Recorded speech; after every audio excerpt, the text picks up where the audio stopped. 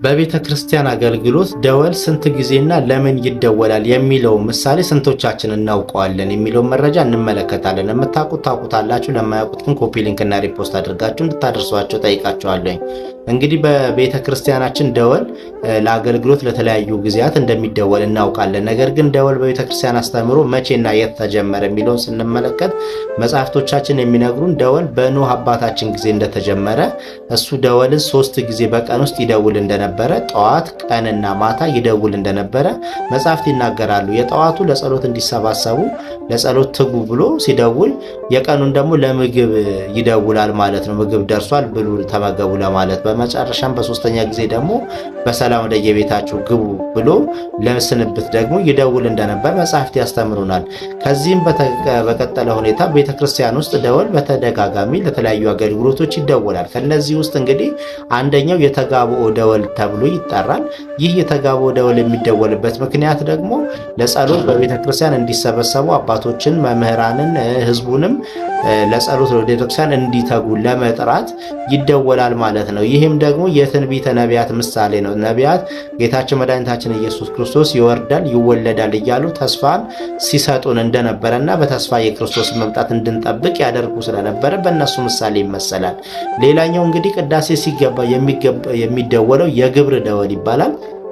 ይህ የግብር ደወል 5 ጊዜ ይደወላል። የግብር ደወል ቅዳሴ ሲገባ የሚደወልበት ምክንያቱ ምንድነው? ምሳሌነቱ ሲባል አንድም የብስራተ ገብርኤል ምሳሌ ነው፣ አንድም ደግሞ የስብከተ ዮሐንስ መጥምቅ ምሳሌ ነው። ዮሐንስ መጥምቅ መንግስተ ሰማያት ቀርባለችና ንስሐ ግቡ እያለ በምድረ በዳ እየሰበከ መጣ ብሎ ማቴዎስ ወንጌል ምዕራፍ 3 ላይ እንደተቀመጠው ማለት ነው። የሱ ምሳሌ ነው ማለት ነው።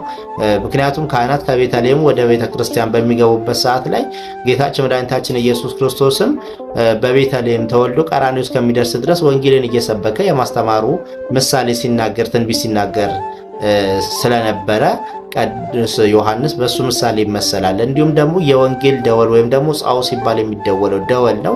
ይህ ደወል ደግሞ የምንድን ነው ሲባል የሐዋርያትና የ72ቱ አርድእት ለቅሶ ምሳሌ ነው። ያለቀሱት ጌታችን ሞተብን ተሰቀለብን እያሉ መከራውን እያሰቡ ያለቀሱት ያነቡት ምሳሌ ነው። እንዲሁም ደግሞ የእግዚኦታ ምሳሌ አለ። ይህ ምሳሌነቱ ደግሞ ደወሉ ደግሞ የእግዚኦታ ደወል ምሳሌነቱ የምንድን ነው ሲባል እመቤታችንና ቅዱስ ዮሐንስ ወንጌላዊ በመስቀሉ ስር በጌታችን መስቀል ስር ቆመው ሲያነቡ ሲያለቅሱ የነበረው የእንባቸው ምሳሌ ነው ማለት ነው። እመቤታችንም ልጄ ሞተብኝ ገደሉብኝ እያለች ያለቀሰችበት፣ ቅዱስ ዮሐንስም ደግሞ አምላኬ ሞተብኝ ተሰቀለ ብሎ ሲያለቅስ የነበረበት የለቅሶ ምሳሌ እንደሆነ ቤተክርስቲያን ታስተምራለች። በመጨረሻም የድርገት ደወል የሚባል አለ። ልክ ቅዱስ ቁርባን በሚወርድበት ሰዓት ላይ የሚደወለው ደወል ነው።